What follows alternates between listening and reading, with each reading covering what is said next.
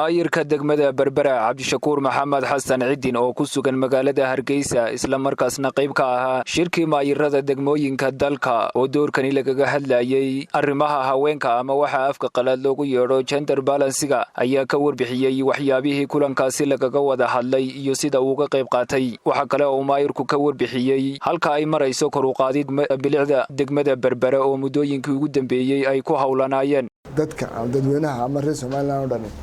waxa laga yaabaa in GBLT-ga si khaldan u yaqaanaan oo si sax ah u aqoonin halkan waxa la isugu yeeray dhamaan inta uu GBLT ka shaqeeyo maayiradoodii marka maayirkii soo haleelana weyn maayirkii dahlal kale waana maayir xigeenkii baa yimid GBLT marka hore maaha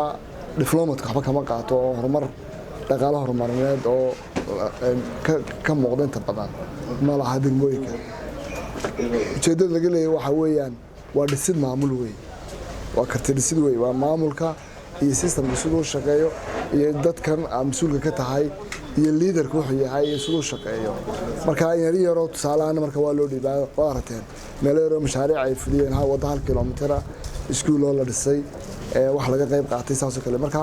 si fiican buruntii u socday inkastoo maanta kan ka socda oo yahay mid ka cusub aan hore u jirin oo ah qayb genderka leeyahay lagu soo daray marka genderkuna waxa weeyaan waska garan samarmanaya waa haweenka iyo sidii haweenka fursad loo siin lahaa ay uga qayb qaadan lahaayeen maamulka waliba qaybaha dowladaha hoose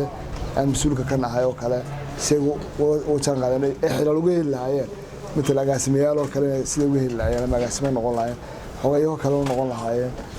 xilal badan sida rag doow qabtaan iyana u qaban lahaayeen Axmed Nuur Ciise Mohamed Bulsho TV Hargeysa